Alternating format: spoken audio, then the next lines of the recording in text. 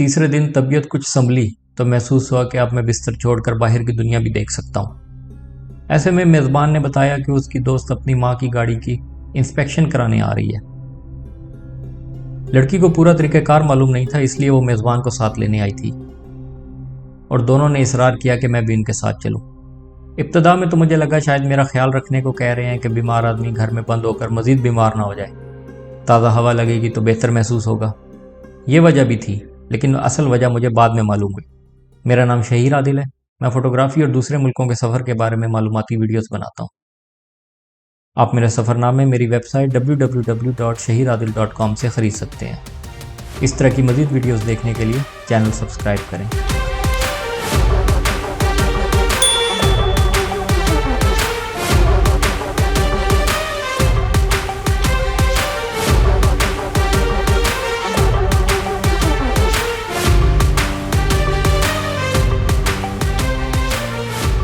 راستے میں میزبان نے مجھے اصل وجہ بتائی۔ وہ نہیں چاہتے تھے کہ کوئی جاننے والا ان دونوں کو ساتھ دیکھ لے اور پھر اپنی مرضی کی کہانی بنا لے۔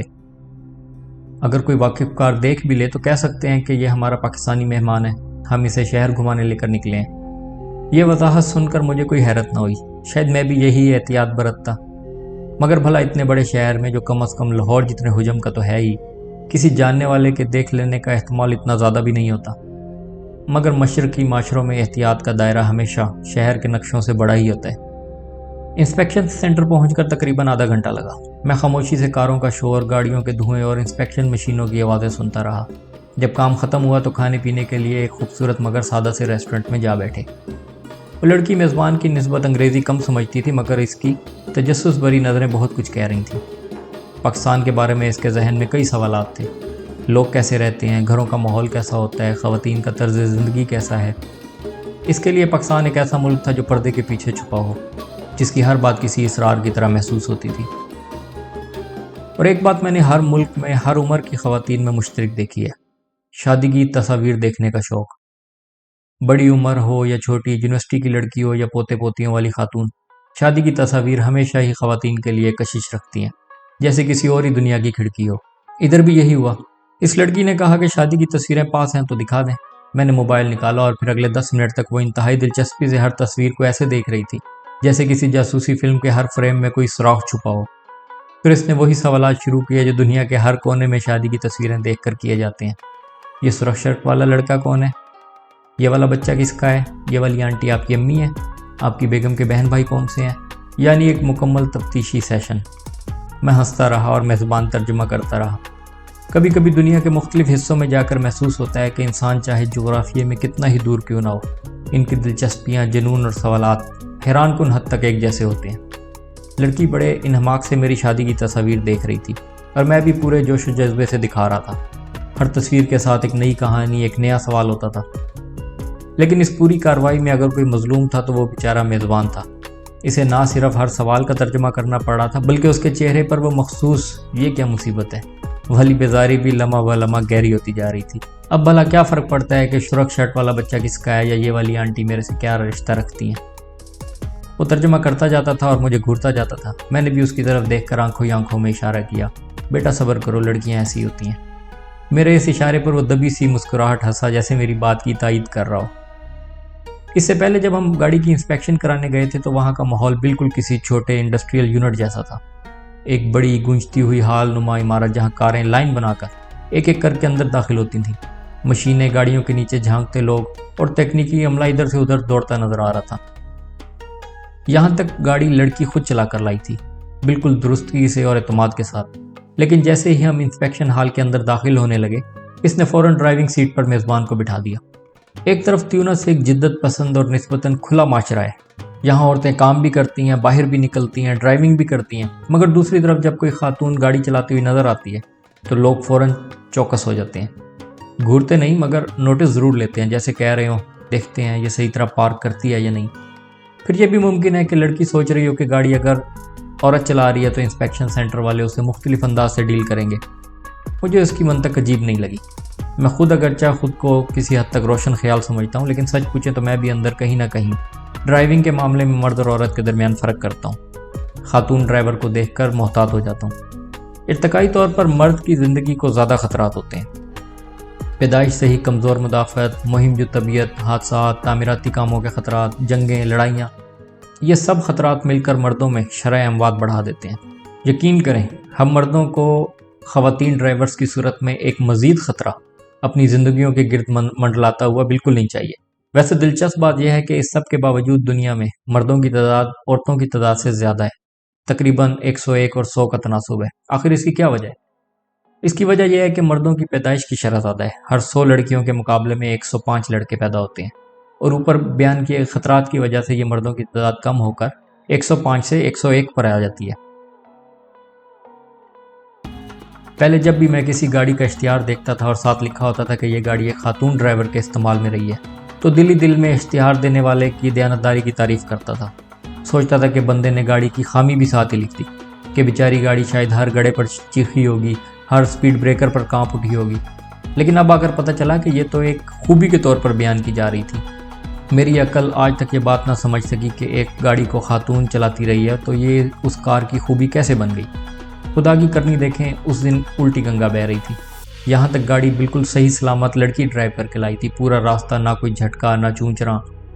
لیکن جیسے ہی انسپیکشن کے بعد میزبان ہال سے گاڑی نکالنے لگا، اس نے پورے اعتماد کے ساتھ سائیڈ پر ایک ہلکا سا سکریچ لگا دیا۔ انسپیکشن سے نکل کر ہم قریب ایک ریسٹورنٹ میں ہلکا پھلکا کچھ کھا پی کر ڈینٹنگ بینڈنگ کی دکان پر پہنچے۔ وہ دونوں پورا جوش و جذبے کے ساتھ مکینک سے مذاکرات کرنے لگے، ایسے جیسے اقوام متحدہ کا اجلاس ہو رہا اور فیصلہ ہونا باقی ہو کہ سکریچ نے دنیا میں امن قائم رکھنا ہے یا تباہی مچانی ہے۔ اور میں ان تینوں کو دور سے عربی بولتے ہونکوں کی طرح دیکھنے لگا۔ چند منٹ بعد وہ دونوں لٹکے منہ لے کر واپس آئے، کہنے لگے مکینک کہہ رہا ہے 1 دن لگے گا، پہلے یہ کرنا پڑے گا، پھر وہ کرنا پڑے گا، پھر پینٹ کی تہ لگے گی، پھر پالش ہوگی۔ سکریچ صاف کرنا ہے یا بادشاہ سلامت کی تاج پوشی کی تقریب ہونی ہے؟ ایک چھوٹا سا نشان تھا، لیکن مکینک نے اس پر پورا نسخہ لکھ دیا۔ لڑکی کو فکر تھی کہ ماں غصے ہوگی، اور میزبان کو یہ کھٹکا لگا ہوا تھا کہ کہیں لڑکی اس سے ناراض نہ ہو جائے۔ میں نے میزبان کی طرف جھک کر آہستہ سے کہا، جتنے مراحل یہ مکینک بتا رہا ہے اس سے تو آسان ہے کہ تم نئی گرل فرینڈ ڈھونڈ لو۔ وہ زور سے ہنس پڑا۔ لڑکی نے ہمیں گھورا اور غصے سے بولی، نئی گرل فرینڈ ڈھونڈو یا پرانی، لیکن میری گاڑی ٹھیک کرا کے دو۔ خیر مکینک کو ہماری نورا کشتی کا اندازہ ہو گیا تھا، اس نے بمپر پر کوئی عارضی سا جگاڑ لگا دیا جس سے 90% نشان تو غائب ہو گیا، باقی 10% صرف ضمیر کو نظر آتا تھا۔ لڑکی نے سکون کا سانس لیا اور پھر ہمیں گھر چھوڑ کر خود کار لے کر چلی گئی۔ گھر کی سیڑھیاں چڑھتے ہوئے میزبان کی چال میں ایک عجیب سی سنجیدگی اتر آئی۔ یہ وہی لڑکا تھا جو چند منٹ پہلے ہنسی مذاق میں لگا ہوا تھا، مگر اب آواز میں ٹھہراؤ تھا۔ میں اس کے بارے میں سنجیدہ ہوں، کچھ دنوں میں گھر بات کروں گا اور پھر رشتہ لے کر جائیں گے۔ وہ میری طرف مڑ کر پوچھنے لگا، تمہیں کیسی لگی؟ میرا مطلب ہے تمہاری کیا رائے ہے؟ اس کے چہرے پر وہی ہلکی سی گھبراہٹ تھی جو لوگ کسی عزیز سے منظوری لیتے وقت محسوس کرتے ہیں۔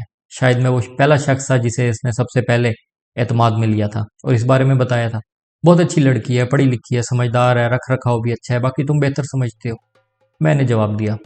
وہ خاموش سا ہو گیا، مگر اس خاموشی میں سکون تھا، جیسے اسے اپنی سمت مل گئی ہو۔ ہاں پسند تو ہے مجھے، بلکہ کافی پسند ہے، میزبان نے ذرا ٹھہر کر کہا، جیسے الفاظ کو تول رہا ہو، لیکن کچھ عادتیں کھٹکتی ہیں، چھوٹی چھوٹی باتیں۔ مثال کے طور پر اس نے انگلیاں چٹکھاتے ہوئے یاد کرنے کی کوشش کی۔ ریسٹورنٹ میں اس نے اپنی پسند کا جوس منگوایا، بڑی شوق سے پہلا گھونٹ لیا، پھر آدھا گلاس یوں ہی چھوڑ دیا۔ مجھے رزق کا ضیاع بہت برا لگتا ہے، پتہ نہیں کیوں، لیکن یہ ایک چیز ایک دم دل پر لگ جاتی ہے۔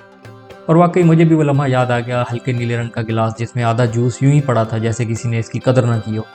میں خود بھی ان لوگوں میں سے ہوں جنہیں کھانے پینے کی چیزیں ضائع ہوتے دیکھ کر عجیب سا دکھ ہوتا ہے۔ ہاں میں نے بھی نوٹ کیا تھا، میں نے آہستگی سے کہا۔ میزبان نے اس بات میں سر ہلایا، شاید وہ جان کر تھوڑا ہلکا ہو گیا تھا کہ یہ مشاہدہ صرف اس کا نہیں، میرا بھی ہے۔ اگر ہم اپنے ارد گرد دیکھیں تو یہ بات روزے روشن کی طرح واضح ہو جاتی ہے کہ جو لوگ بغیر سوچے سمجھے کھانا ضائع کرتے ہیں وہ اکثر زندگی میں کسی نہ کسی مالی تنگی کا شکار رہتے ہیں۔ ایسا نہیں ہے کہ چند لقمے ضائع کرنے سے انسان غریب ہو جاتا ہے، بلکہ اصل مسئلہ عادات کا نہیں، سوچ کا ہوتا ہے۔ رزق ضائع کرنا دراصل اس ذہنیت کی نشانی ہے جو نعمتوں کی قدر نہیں کرتی۔ جب انسان شکر کے مقابلے میں بے نیازی اور لاپرواہی دکھانے لگے تو پھر رزق بھی ناراض ہو جاتا ہے، نعمتیں انسان سے روٹ کر دور چلی جاتی ہیں اور زندگی میں تھوڑی تھوڑی بے برکتی داخل ہوتی ہے اور انسان سمجھ نہیں پاتا کہ غلطی کہاں ہوئی۔ بس یہی بات ہے، وہ اچھی ہے، سمجھدار ہے، ہر لحاظ سے بہتر ہے، مگر یہ چھوٹی چھوٹی باتیں سوچنے پر مجبور کرتی ہیں کہ کیا واقعی ہم دونوں ایک جیسے ہیں؟ کیا میں اسے سمجھ پاؤں گا؟ یا پھر وقت کے ساتھ ساتھ یہ فاصلے بڑے ہوتے جائیں گے؟ میزبان نے ایک لمبی سانس لے کر کہا۔ ہر انسان میں کچھ نہ کچھ ایسا ہوتا ہے جو ہمیں کھٹکتا ہے۔ سوال یہ نہیں ہے کہ وہ پرفیکٹ ہے یا نہیں، سوال یہ ہے کہ کیا تم اس کی کمزوریوں کے ساتھ بھی اسے چاہتے ہو۔ شادی کے بعد کچھ وہ بدل جائے گی، کچھ تم بدل جاؤ گے، اور کچھ تضادات ہمیشہ رہیں گے۔ کوئی رشتہ اس وقت خوبصورت بنتا ہے جب دونوں لوگ تھوڑا تھوڑا ایک دوسرے کے رنگ میں رنگنے لگیں۔ میرا خیال ہے یہ والا مسئلہ کوئی پہاڑ نہیں ہے۔ میں نے اپنا نقطہ نظر سامنے رکھا۔ میزبان نے غور سے میری طرف دیکھا اور شاید وہ کسی عملی حل کی توقع کر رہا تھا۔ اگلی بار اگر وہ جوس یا کھانا ویسے ہی چھوڑ دے تو آرام سے پوچھ لینا، پورا نہیں پیا؟ وہ کہے گی دل بھر گیا یا پیٹ بھر گیا یا اچھا نہیں لگا، تو بس تم مسکرا کر کہہ دینا اچھا چلو کوئی بات نہیں، لیکن ضائع تو نہیں کرنا چاہیے، ادھر دو میں پی لیتا ہوں۔ کچھ بار تم ایسا کرو گے تو اگلی دفعہ وہ خود خیال رکھے گی۔ میزبان نے آہستہ سے سر ہلایا جیسے اسے میری بات سمجھ آ گئی ہو۔ رزق کی قدر کرنے کا حکم صرف اسلام ہی نہیں دیتا، دنیا کا تقریباً ہر مذہب، ہر تہذیب، ہر کلچر اس بات پر زور دیتا ہے کہ نعمتوں کا احترام کیا جائے۔ مثال کے طور پر جاپانی کلچر میں ایک تصور پایا جاتا ہے جسے ایریگاتو منی کہتے ہیں۔ ایریگاتو یعنی شکریہ اور منی مطلب پیسہ۔ یہ بنیادی فلسفہ انسان کو سکھاتا ہے کہ جب تم پیسے کماتے ہو، خرچ کرتے ہو یا نعمتیں پاتے ہو تو اس کا دل سے شکریہ ادا کیا کرو۔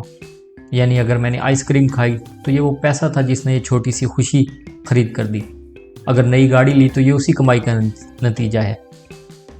اگر میں چھت کے نیچے آرام سے رہ رہا ہوں تو یہ اس رزق کا کمال ہے جس نے مجھے اس قابل بنایا۔ جاپانی لوگ یہ سوچ کر پیسے کی عزت کرتے ہیں کہ یہ کوئی عام چیز نہیں بلکہ نعمت ہے۔